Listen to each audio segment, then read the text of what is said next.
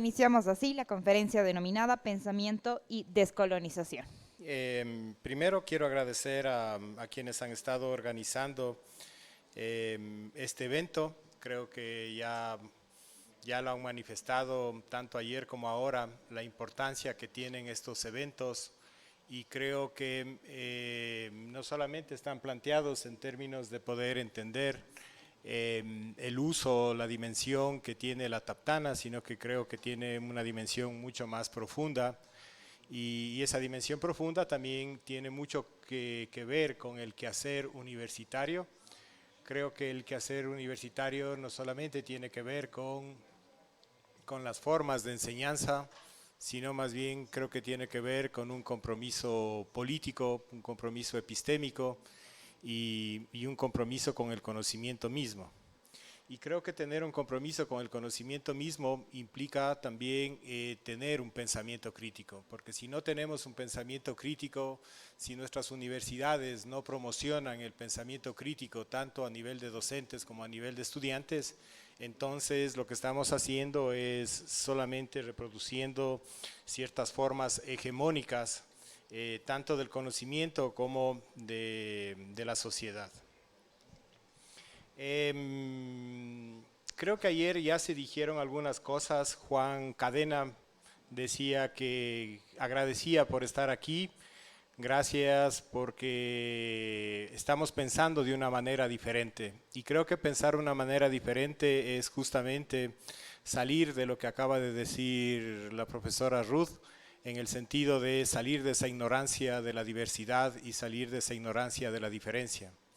No entender esa diversidad y no entender esa diferencia creo que nos hace de alguna manera pensar diferente, y creo que pensar diferente y reunirnos entre estos pensares diferentes creo que es un buen camino para poder ir aportando a toda esta construcción que se está haciendo para poder cambiar de paradigmas, ¿no?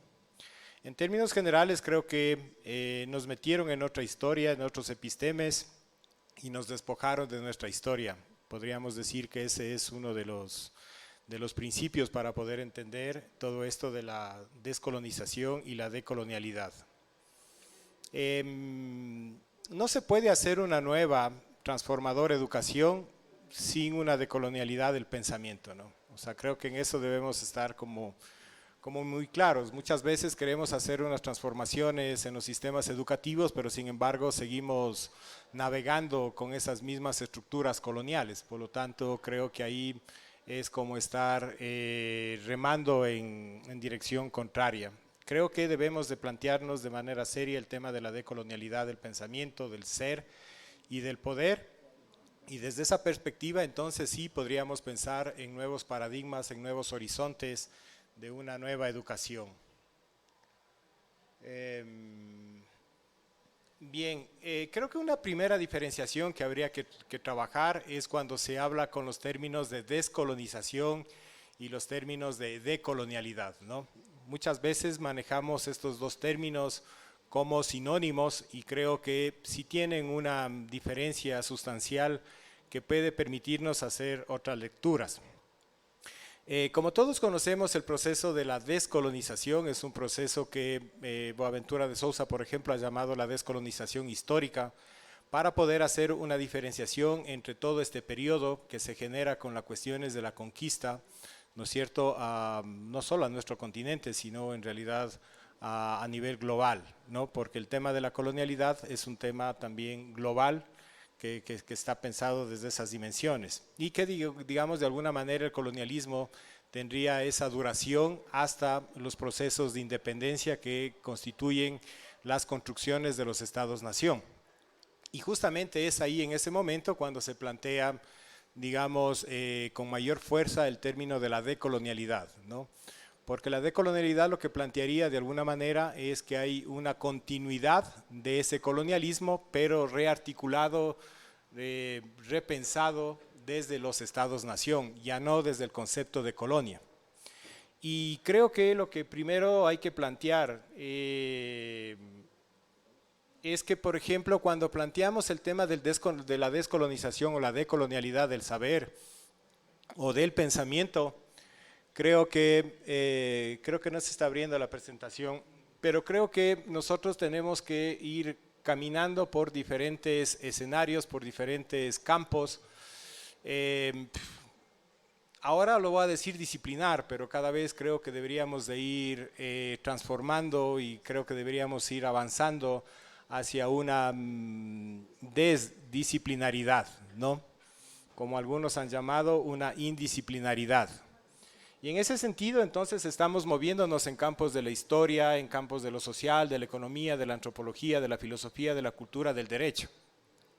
Es decir, nosotros no solamente nos estamos planteando cuando hablamos de la decolonialidad o la descolonización del saber, no solamente estamos queriendo incidir solamente en lo epistemológico, ¿no? Sino que más bien en todas esas diferentes áreas de la vida social. Y eso es lo que ya se ha venido hablando con fuerza desde el día de ayer, hoy también lo planteó Ruth, en el sentido de ir trabajando esto de la transdisciplinaridad, ¿no? La integralidad, la indisciplinaridad y lo que podríamos plantear como una epistemología holística.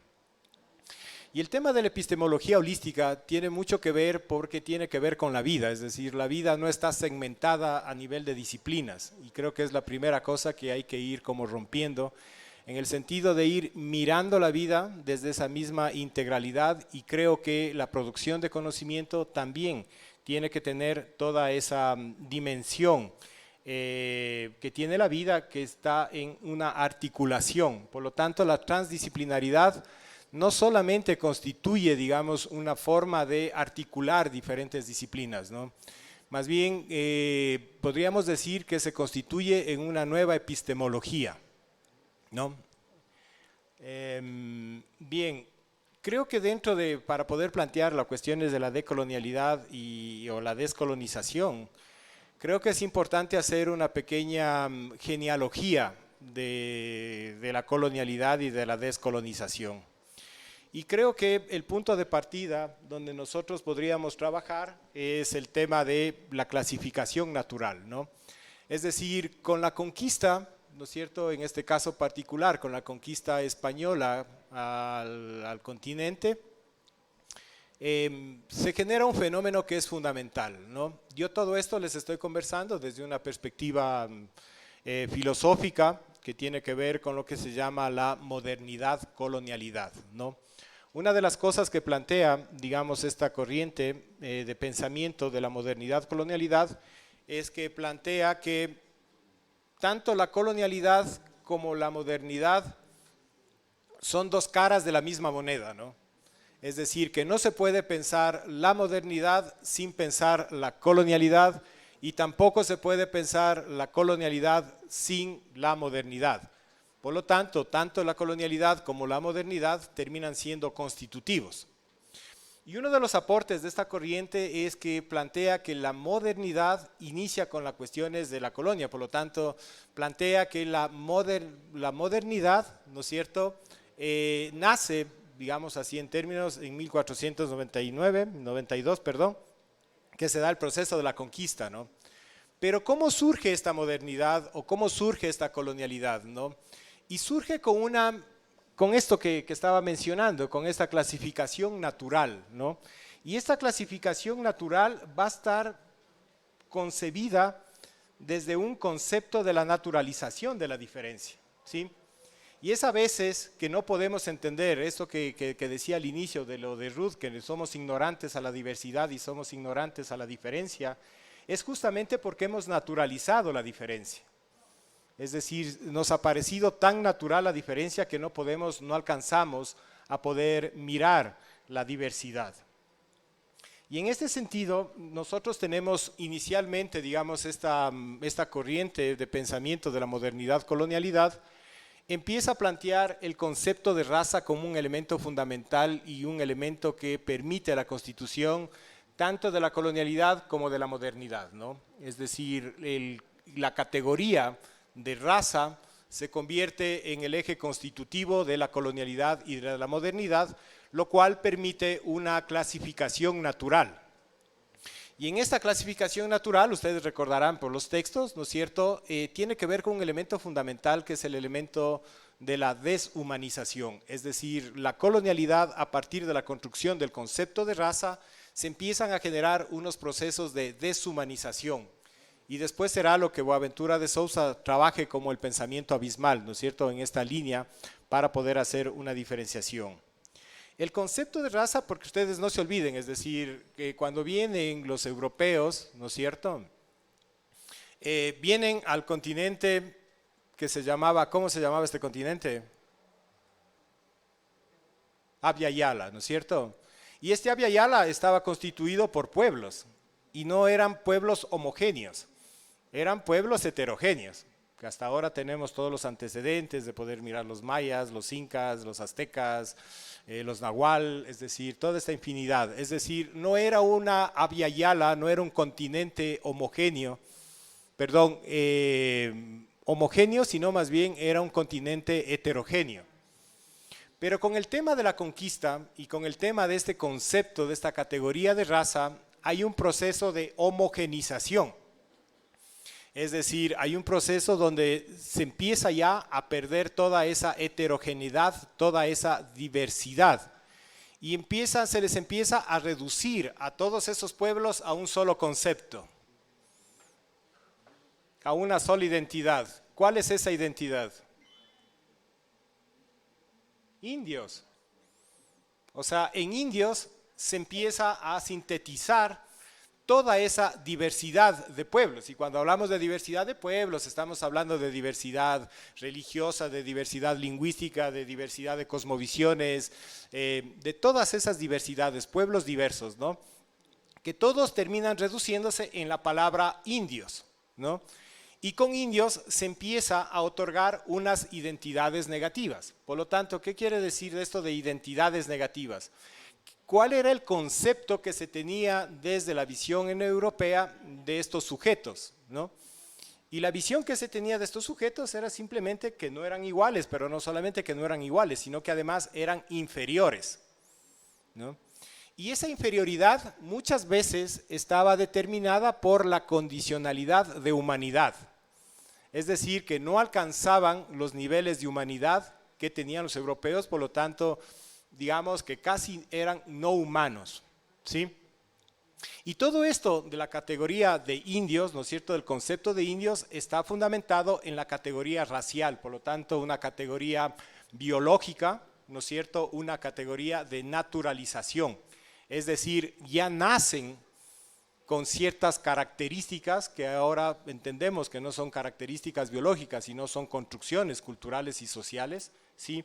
Sin embargo, esta naturalización hace que este concepto de raza se fije, y como concepto de raza que se fija termine siendo, digamos, el patrón para poder determinar una clasificación, que esa clasificación se le empieza a determinar de una manera piramidal, ¿sí? Es decir, hay una pirámide, ¿no es cierto? Y esa pirámide, en la cúspide de esa pirámide estaría ¿quién o quiénes?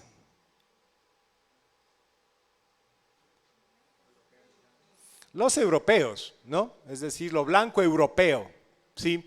Y obviamente sobre las cuestiones de las bases estaría las cuestiones, entre comillas, de lo indio y también de lo negro. Prácticamente por eso, se llama racismo porque surge justamente de ese concepto, de esa categoría de las cuestiones de raza, ¿sí? Entonces no es que no haya habido racismo antes, ¿no?, sino que este racismo con esas características, digamos, se inaugura con el tema de la conquista. Con lo negro, entre comillas, pasa lo mismo, ¿sí? Es decir, son venidos de África, pero África no era tampoco, y tampoco lo es ahora, un continente homogéneo. Y muchas veces ahora incluso se está planteando que no es, sino que hay mucha crítica porque había una concepción de entender que África era un país, ¿no? Y es un continente con una diversidad, tal como una diversidad que la que había anteriormente y la que hay hasta ahora en el continente Abya Yala. Y surgen de alguna manera con sus respectivas diferencias.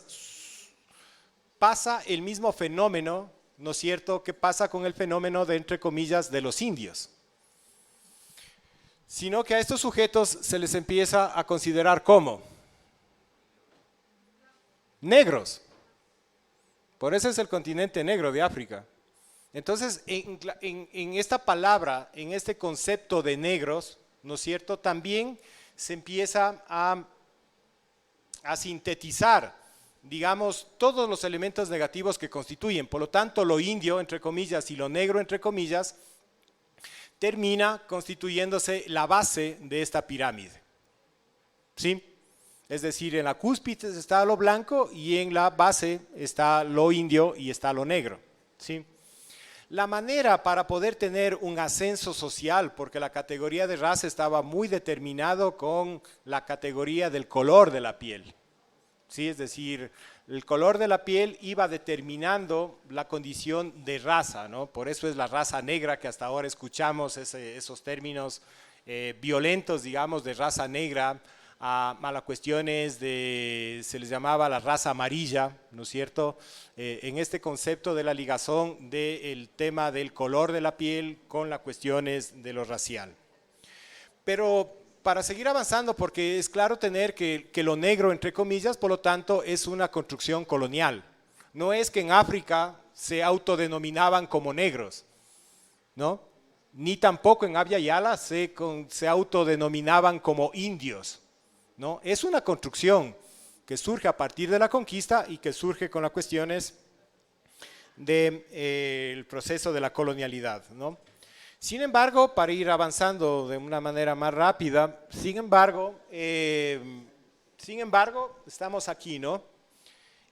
Sin embargo, el concepto de raza que fue pensado inicialmente para poder explicar el tema de la colonialidad del poder, la colonialidad del ser y la colonialidad del saber, luego empiezan a entender que no solamente es el concepto de raza el que ha permitido esta clasificación, esta naturalización de la diferencia, sino también la cuestión genérica y la cuestión sexogenérica y después todas las cuestiones del clasismo, ¿no? Entonces, cuando hablamos ya de colonialidad, no solamente nos planteamos el tema desde la categoría de raza, sino también desde el cuestionamiento a la cuestión del patriarcado. Porque cuando decimos que en la pirámide se encuentra lo blanco europeo, ¿no? No es lo blanco europeo de la mujer. O sea, no es que en la cúspide está la mujer blanca europea, ¿no es cierto?, manejando, constituyendo esta pirámide. Sino es lo hombre, y si quieren después puede ser lo heterosexual, ¿no es cierto?, lo adulto, es decir, todas estas diferenciaciones que de alguna manera se han ido marcando. Entonces, las categorías de raza, de patriarcado, la cuestión sexogenérica, las cuestiones del clasismo, es lo que constituye la colonialidad y al mismo tiempo empiezan a constituir el tema de la modernidad, ¿no? ¿Podemos pasar a la siguiente, por favor? Entonces, la historia y configuración del conocimiento moderno hegemónico pasa por cuerpos racializados. O sea, no podemos pensar el conocimiento por fuera de los cuerpos. Y no podemos pensar los conocimientos por fuera de la historicidad de esos cuerpos. Y la historicidad de sus cuerpos pasan porque son cuerpos históricamente racializados. Ese es un concepto, ¿no es cierto?, que de alguna manera son racializados y también son sexualizados. O sea, no es gratuito que si ustedes les pido que me nombren 10 mujeres científicas, tengan que estar haciendo un esfuerzo para poderme decir 10 mujeres. Y no es que no han existido mujeres científicas, en cualquier dimensión, en la dimensión occidental, como en la dimensión oriental, como en la dimensión no occidental. ¿Sí? Les va a costar. Y no es que no han existido, han pasado invisibilizadas.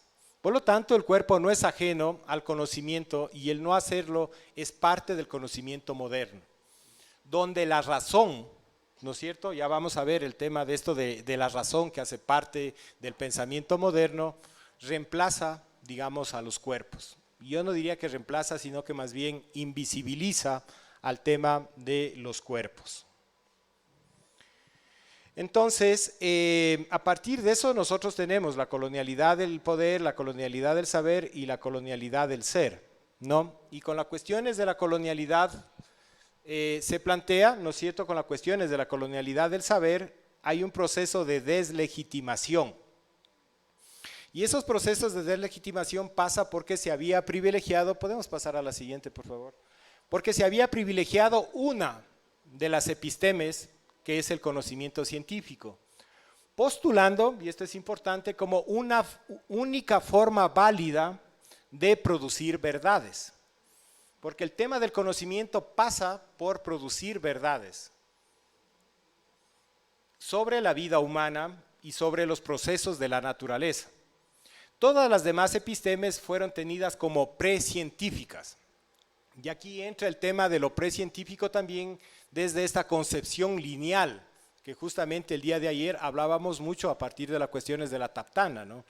De que si queremos nosotros transformar, decolonizar las cuestiones del pensamiento, también tenemos que ir decolonizando todas estas otras concepciones, como el concepto de espacio, como el concepto de tiempo, porque a partir de este concepto de tiempo, este concepto teleológico del tiempo, este concepto lineal que se tiene de las cuestiones del tiempo, entonces se les empieza también a ubicar a las poblaciones en esa dimensión de esa linealidad.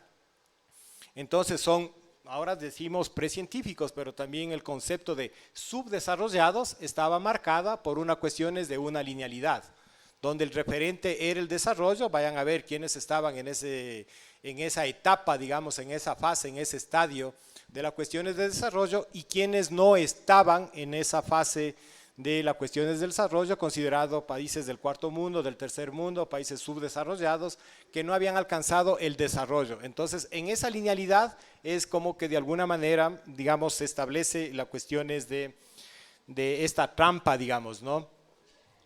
Y para poder entender esto de lo que es la deslegitimación, para poder entender esto de la colonialidad, yo quiero hacer una cita de un abuelo de afroecuatoriano que está recogida en la palabra de uno de los grandes maestros de nuestro pueblo, que es el maestro Juan García Salazar.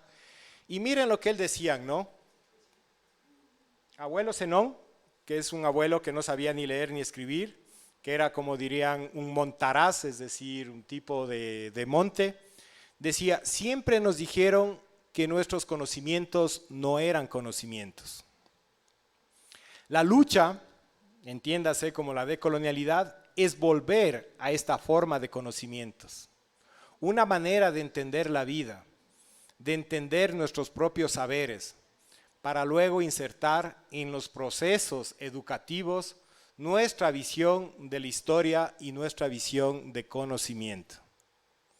O sea, si queremos entender lo que es la decolonialidad, aquí está, digamos, sintetizado lo que planteaba el abuelo Zenón. Ya.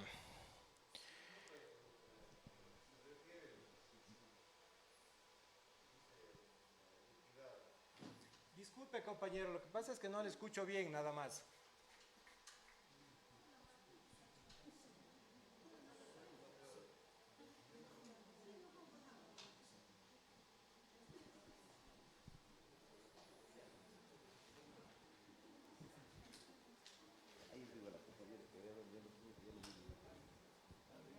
Buenas.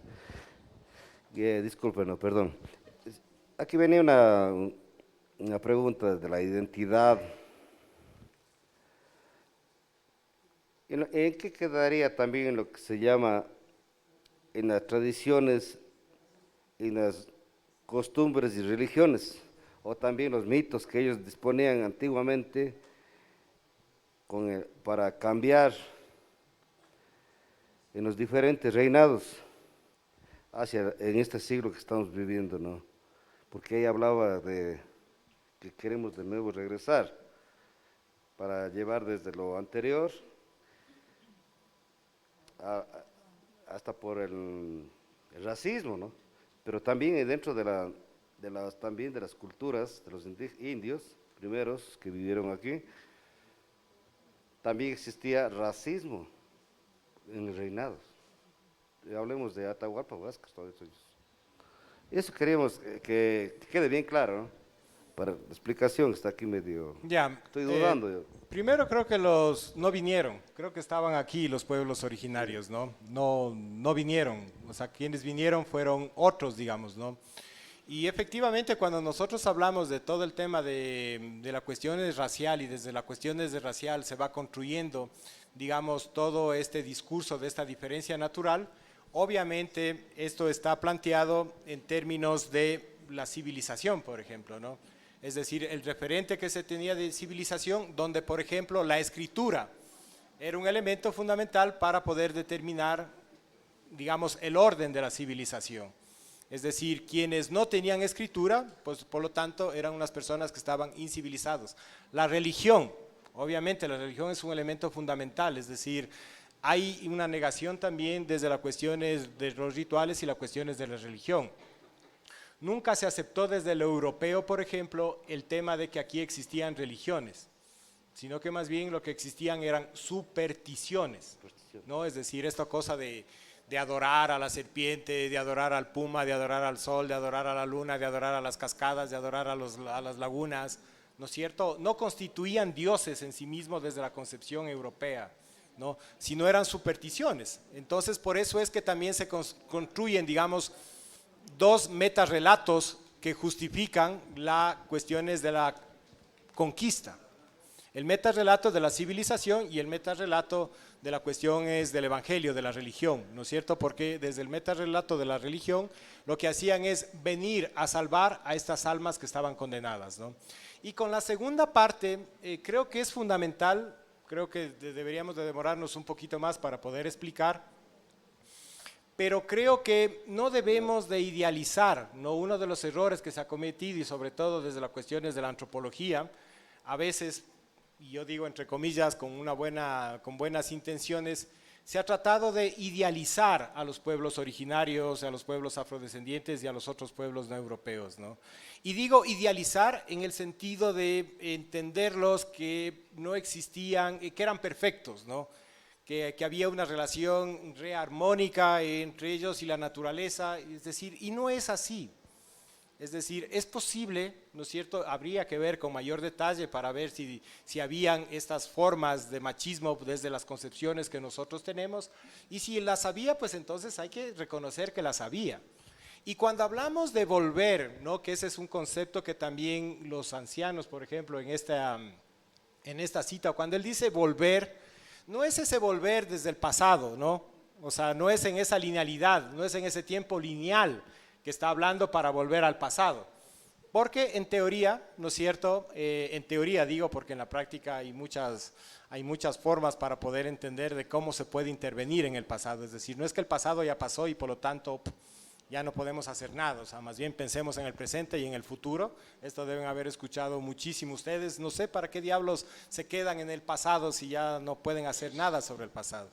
El tema es que se puede hacer sobre el pasado, se puede intervenir en el pasado. Y creo que hay una necesidad para poder intervenir ese pasado. Y creo que cuando empezamos a romper estas historias oficiales, estas historias hegemónicas, para poder hacer una reconstrucción de otras historias que han estado en resistencia, creo que hay una forma de poder entender también que hay cómo intervenir en las cuestiones del pasado. En ello decía yo, profe, de la Taptana, analizando, que debe estar, como es aquí, integrada, ¿no? La sociología, la antropología, la filosofía, pero también los investigadores. Hay muchos que están investigando a diario acerca de las circunstancias y la problemática nacional, y muchos hasta viajan a otros países para traer otras diferentes investigaciones e integrarle y relacionarle con lo que está pasando acá en América. Entonces, eso decía de que a lo mejor nos falta más integrar, más investigar para llevar o sacar a relucir un solo enfoque a nivel global sería. Sí, totalmente de acuerdo. No sé si un solo enfoque, ¿no? Porque si volvemos otra vez a un solo enfoque, también estamos cayendo, digamos, en ese error de tener una sola mirada frente al mundo, ¿no? Y yo creo que siempre es necesario tener diferentes miradas. Y no es que es necesario, sino que es inevitable, dado que estamos habitando diferentes espacios, diferentes lugares, ¿no? Voy a continuar y voy a continuar con esto mismo que decía Ruth, ¿no es cierto?, en este sentido de poder ser ignorantes frente a las cuestiones de la diversidad y de la diferencia, ¿sí? Y creo que en ese sentido hay un concepto que a mí me gusta también, que es de Boaventura de Sousa. Disculpen que traiga mucho a colación a Boaventura, no es mi santo de mi devoción, pero creo que hay cosas que aclaran muchísimo con Boaventura de Sousa, sobre todo en esa primera fase, ¿no? Él habla, a propósito de las cuestiones de la decolonialidad y de la colonialidad del conocimiento, él habla de un epistemicidio, ¿no? Es decir, que ha habido un homicidio, digamos así, porque ese sería el epistemicidio, un homicidio de conocimientos y de saberes, ¿no?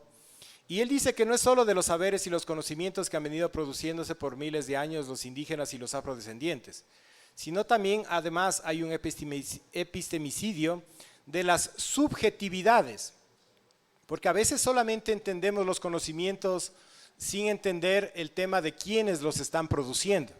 Y por ejemplo, ahí hay una cuestión súper colonial del conocimiento cuando con el término de la propiedad de los conocimientos. Es decir, en el mundo moderno los conocimientos son individuales. Si no, vayan a ver quiénes ganan los premios Nobel, quiénes están, o sea, es decir, y hay toda una institución para poder registrar, para poder patentar, para poder preservar la propiedad intelectual, ¿no es cierto?, del conocimiento, que generalmente termina siendo individual. Mientras que los otros pensamientos, los otros conocimientos, son conocimientos colectivos, son conocimientos comunitarios, por ejemplo, ¿no? Y desde ahí ya se empieza a plantear una ruptura. Y claro, entender, por ejemplo, como el abuelo Zenón, que son personas que no han pasado por una institución educativa, como una escuela, como un colegio, obviamente menos por una universidad, sin embargo, son poseedores de conocimientos y son poseedores de saberes, ¿no?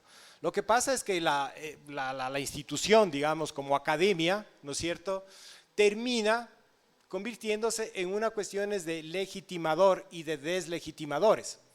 Es decir, legitiman, autorizan, determinan quién produce conocimiento y qué conocimiento y quiénes no son conocimiento. Es decir, ahí hay unos procesos de unas cuestiones de colonización, ¿no es cierto? Entonces, estos sujetos que están por fuera del centro hegemónico no están legitimados por la autoridad científica como productores de conocimientos. Son seres que no solo han quedado en la periferia epistémica, sino también por fuera de la historia. Y aquí quiero mencionar a dos filósofos como ejemplos para que vean la concepción que tenían, ¿no? Filósofos que hasta ahora se les tiene como padres de la filosofía, que se les estudia, es decir, no puede haber facultad de filosofía donde no se estudie a Kant o no se estudie a Hegel. Sin embargo, Kant, el filósofo alemán que nunca había estado en América, sentenció que los indios eran incapaces de civilización y que estaban condenados al exterminio. Immanuel Kant, ¿no?, con el cual nosotros hacemos reverenciación, digamos, a este filósofo, ¿no? Y Hegel, haciendo referencia a los africanos, manifestaba que sus pobladores estaban al otro lado de la puerta de la historia, pues no habían logrado separarse del mundo de la naturaleza, ¿no? Y Hegel, digamos, es uno de los, con Kant, digamos, es uno de los mayores racistas, digamos, filósofos, ¿no? No sé quiénes hayan estudiado filosofía y quienes conozcan a Hegel, ¿no?, pero los que lo hayan hecho entenderán que él tiene una obra magna que se llama La filosofía del espíritu. Y en la filosofía del espíritu lo que él plantea son movimientos justamente de las cuestiones de la razón, maneja estadios, ¿no? Y hay un estado que él llama como el estado instintivo, que es un estado donde todos están, todos los seres humanos están. Y ese estado instintivo es un estado que está unido, el hombre, la mujer, ¿no es cierto?, a la naturaleza. Y por lo tanto no hay proceso de abstracción, no hay proceso de racionalización. sino que hay un proceso hasta cierto punto de imitación intuitiva, es decir, lo que se ve que hacen los animales, lo que ve el crecimiento, el comportamiento del hombre empieza a determinar ahí, ¿no? Y lo que él hace es plantear en este movimiento, plantea una ruptura del hombre, mujer, con la naturaleza. Y ese es como el segundo movimiento, digamos, que tiene Hegel, y para él en ese momento se crea el concepto de cultura, en el momento en que se separa de la naturaleza, ¿no? Y luego empieza a seguir haciendo ya unos procesos propios, digamos, el sujeto pensante, ¿no es cierto?, hasta llegar a un estadio mayor, ¿no es cierto? Sin embargo, la concepción de que los africanos, en este caso específico que planteaba Hegel, no logran tener historia es porque no logran desprenderse del mundo de la naturaleza. Entonces, este concepto de tener como la Pachamama, es decir, de tener como a la madre tierra, o sea, visto desde esta concepción filosófica, lo que plantea es que no han logrado separarse, por lo tanto todavía están en ese estado primitivo, ¿no? Y no se olviden los primeros conceptos antropológicos que se tenía de cómo se definían estos pueblos neoeuropeos, ¿no? Como pueblos primitivos, justamente, ¿no? Bien, me gustaría detenerme un poquito más ahí, pero por razones, como estoy ya con temas de tiempo, hay una cosa que también viene de Boaventura de Sousa y que él trabaja en un texto que se llama La sociología de las ausencias y la sociología de las emergencias, ¿no? A mí me interesa mucho el tema de la sociología de las emergencias porque él plantea un concepto de producción de no existencia, ¿no? Entonces él dice lo que no existe no solamente es que no existe, sino que hay una producción de no existencia, ¿no? Y entonces cuando se plantea en términos de otros conocimientos, de otros saberes, y no hay ese reconocimiento es porque se está produciendo una no existencia de esos conocimientos y de esos saberes, ¿no? Entonces lo que él plantea como un proceso de decolonialidad plantea de que hay que hacer visibles esos conocimientos y hay que hacer visibles esos saberes, ¿no? Entonces hay una producción activa, ¿no? Él tiene el concepto de lo que es la monocultura del saber, ¿no? Y él plantea la monocultura del saber como para poder entender esta cosa del pensamiento eurocéntrico, ¿no? Es decir, de la concentración de estos pensamientos que están determinados no solamente en los países de mayor desarrollo, sino también en las lenguas hegemónicas, ¿no? Es decir, es difícil que nosotros podamos encontrar una de estas clásicos de estas obras en lenguas que no sean las lenguas hegemónicas, ¿no? El inglés, el alemán, el francés, ¿no? Es difícil que nosotros podamos estudiar a estos clásicos en otras lenguas, ¿no? Ya voy a terminar, ¿ya? Ya, podemos pasar a la siguiente. Hoy voy a ir yendo como muy brevemente. Voy a mencionar algo que también concebía Fernando el día de ayer. Y es solamente una premisa decolonial, ¿no? Y Fernando planteaba ayer que las cuestiones de las matemáticas son una invención, ¿no? Y no solo la matemática, sino los conocimientos son una invención. Es decir, los conocimientos no es que están ahí, va el sujeto, el investigador, la investigadora y hace solamente apropiación, no. No, hay una construcción. Y cuando hablamos de que es una invención el conocimiento, entramos en una cuestión que es bien fundamental, ¿no? Y que entonces planteamos que el conocimiento es subjetivo, ¿no? Y esa cosa de decir de que el conocimiento es subjetivo es una de las cosas que más le duelen, para hablar en términos coloquiales, al pensamiento moderno hegemónico. Porque el pensamiento hegemónico se basa sobre las premisas de la objetividad. Es decir, mientras menos subjetivo es, más objetivo es. Y tienen el otro concepto filosófico, la categoría filosófica que constituye el conocimiento, que es el tema de la neutralidad, ¿no? Es decir, el conocimiento es neutro, es decir, no importa dónde esté, y desde esa neutralidad se plantean y se construyen estas universalidades. Es decir, como decía también Fernando ayer, o sea, no hay tal de universalidades, aunque ahora se habla de otro concepto que se habla de pluriversalidades, es decir, de ir entendiendo una ecología de universalidades. Cuando ustedes leen la historia universal, vayan a ver si en esa historia universal tienen como punto de partida el continente americano, ¿no? Entonces, esta invención también marca otra cosa que tiene que ver con la construcción de lo subjetivo en la manera en que el conocimiento es una manera de concebir, es una manera de entender, es una manera de sentir. O sea, para el mundo moderno, el conocimiento no se siente, se razona. Lo sentir es la parte subjetiva, es lo que lo hace precientífico, es lo que no lo hace científico cuando se siente el conocimiento. Percibir y pertenecer, ¿no? El mundo, es decir, la manera como uno percibe el mundo produce conocimiento.